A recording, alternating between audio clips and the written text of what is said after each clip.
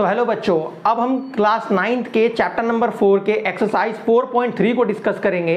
और 4.3 में जो क्वेश्चन है, एक मोस्ट इंपॉर्टेंट क्वेश्चन है जो एग्जाम में हमेशा आता है, ठीक है, और जो कि है ज्योमेट्रिकल रिप्रेजेंटेशन का। तो ज्योमेट्रिकल रिप्रेजेंटेशन का एक क्वेश्चन हमेशा आता है जिसको आपको एक वैल्यू को 1 वेरिएबल और 2 वेरिएबल में कन्वर्ट करके रिप्रेजेंट करके दिखाना होता है। तो चलिए चलते हैं उस क्वेश्चन की तरफ। चलिए बच्चों, क्वेश्चन को डिस्कस करते हैं। तो आज हम इस एक्सरसाइज के अंदर ज्योमेट्रिकल रिप्रेजेंटेशन करना सीखेंगे, चाहे वो x की वैल्यू हो चाहे वो y की वैल्यू हो, 1 वेरिएबल की फॉर्म में और 2 वेरिएबल की फॉर्म में। और ये क्वेश्चन मोस्ट इंपॉर्टेंट है जो हमेशा SA1 के एग्जाम में, ठीक है, CBSE के जरूर पूछा जाता है और ये 3 मार्क्स का आता है। सबसे मोस्ट इंपॉर्टेंट क्वेश्चन 4.3 का यही है। तो चलिए क्वेश्चन को डिस्कस करते हैं। तो हमारे पास एक वैल्यू है y = में 3। क्वेश्चन नंबर 4.3 के क्वेश्चन नंबर हम फर्स्ट को डिस्कस कर रहे हैं और y की वैल्यू हमारे पास क्या है, y = में क्या है, 3 है। अब हमें इसे क्या करना है, 1 वेरिएबल की फॉर्म में एंड 2 वेरिएबल की फॉर्म में क्या करना है, इसे रिप्रेजेंट करना है ऑन द ग्राफ। तो अब ये कैसे करेंगे,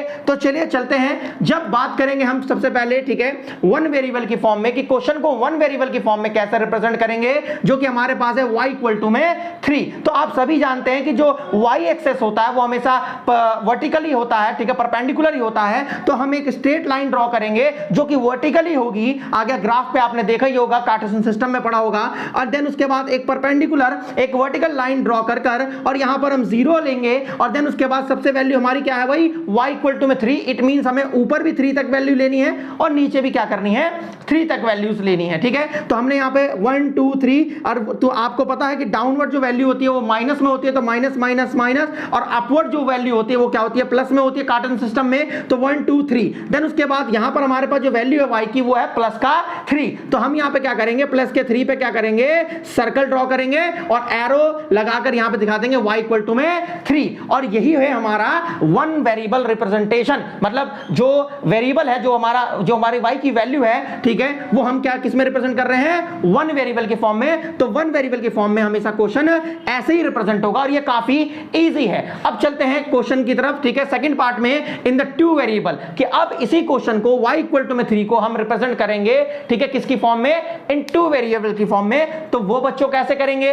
तो चलिए चलते हैं। अब आपको पता होना चाहिए 1 वेरिएबल में हमेशा हाफ ग्राफ बनता है। हाफ मींस कि आप सिर्फ एक ही 1 एक्सेस को रिप्रेजेंट करेंगे, चाहे वो x एक्सेस हो चाहे वो y एक्सेस हो, डिपेंड करता है क्वेश्चन में आपको वैल्यू किसकी दी हुई है। लेकिन 2 वेरिएबल की फॉर्म में आप क्या करेंगे, आपको जो रिप्रेजेंटेशन देना है वो पूरे टोटल ग्राफ के बाय देना है, कि आपको जो इसमें 2 वेरिएबल की जो फॉर्म में जो क्वेश्चन रिप्रेजेंटेशन होगा वो टोटल ग्राफ में होगा। इट मींस आपको ग्राफ ड्रॉ करना है, ठीक है। और आपको मैंने बताया कि जो y = हमारे पास कितना है, 3 है। इट मींस हम जो वैल्यू लेंगे वो भी 3 तक ही लेंगे, ठीक है, चारों एक्सेस पर, ठीक है। तो 1 2 3, और यहां पॉजिटिव वैल्यू होती है तो पॉजिटिव, देन उसके बाद 1 2 3 यहां पॉजिटिव तो पॉजिटिव, और देन उसके बाद यहां पे 1 2 3 यहां माइनस तो माइनस, और यहां पे 1 2 3 यहां माइनस तो यहां माइनस। तो हमारा ये ग्राफ ड्रॉ हो चुका है, कार्टेशियन सिस्टम ड्रॉ हो चुका है। ये x डैश एक्सेस, ये x एक्सेस, ये y डैश एंड ये देन y एक्सेस, ठीक है बच्चों। देन उसके बाद हमारे पास जो वैल्यू है वो y = में 3 है। क्या है, y = में 3।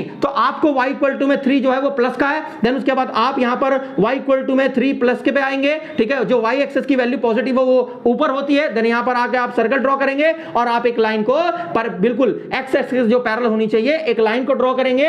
यही हमारा, ठीक है, 2 वेरिएबल में क्या है, रिप्रेजेंटेशन है। अब जो ये मैंने जो कोऑर्डिनेट लिया है, ठीक है, ये जो मेरा कोऑर्डिनेट है 0 और 3, तो ये कैसे लिया, तो बच्चों ध्यान से सुनिएगा कि जो y की वैल्यू है वो तो हमारे पास 3 है, लेकिन x की वैल्यू हमारे पास नहीं है। तो जब भी कोई वैल्यू नहीं होती तो हम उसे क्या मानते हैं, 0 लेट करते हैं 0। और आपने कार्टेशियन सिस्टम में पढ़ा होगा कि पहली वैल्यू हमेशा, ठीक है, x की होती है, देन दूसरी वैल्यू किसकी होती है, y की होती है। तो यहां पर x की वैल्यू तो हमारे पास 0 है, तो हमने यहां पर 0 लिया। देन y की वैल्यू हमारे पास कितनी है, 3 है, तो हमने यहां पर 3 लिया। तो हमारा पॉइंट हो गया 0 और 3। तो ये जो पॉइंट है ये हमारा है 0 और 3, और एक लाइन ड्रॉ करेंगे जो कि पैरेलल होगी किसके, x एक्सेस के पैरेलल होगी, ठीक है। अब क्वेश्चन यहां पे खत्म नहीं होता, कुछ बच्चे इतना ही करके छोड़ देते हैं, लेकिन ये इनकम्प्लीट माना जाता है। तो अब हमें इसे टू वेरिएबल की रिप्रेजेंटेशन भी तो दिखानी है, मतलब हमें टू वेरिएबल की फॉर्म में भी तो रिप्रेजेंट करना है। तो कैसे करेंगे? तो आपने 4.1 में तो पढ़ा ही होगा general form of linear equation ax plus में by प्लस में c इक्वल टू में 0। अब हम क्या करेंगे, ठीक है, इस इक्वेशन को y इक्वल में 3 को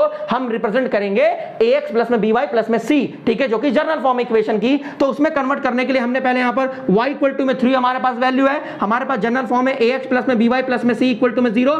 अगर जो बच्चे अभी इस वीडियो को देख रहे हैं जो कि नए हैं वीडियो पर, तो आपको मैं बता दूं आप पहले 4.1 देखिए, ठीक है, देन उसके बाद आपको ज्यादा समझ में आएगा, सीरियल वाइज आप चलेंगे तो ये हमारी जनरल फॉर्म होती है। मैं बच्चों को बता दूं जो नए जुड़े हैं, ठीक है, ax प्लस में by प्लस में c इक्वल टू में 0, ये हमारी जनरल फॉर्म है। देन उसके बाद अब हमारे पास अभी मैंने बताया कि जो x की वैल्यू है वो हमारे पास है नहीं क्वेश्चन के अंदर, तो हम क्या मानेंगे 0, और पहले आना चाहिए ax, मतलब x की वैल्यू पहले आनी चाहिए, लेकिन हमारे पास x की वैल्यू नहीं है तो हम यहाँ पे 0x मानेंगे।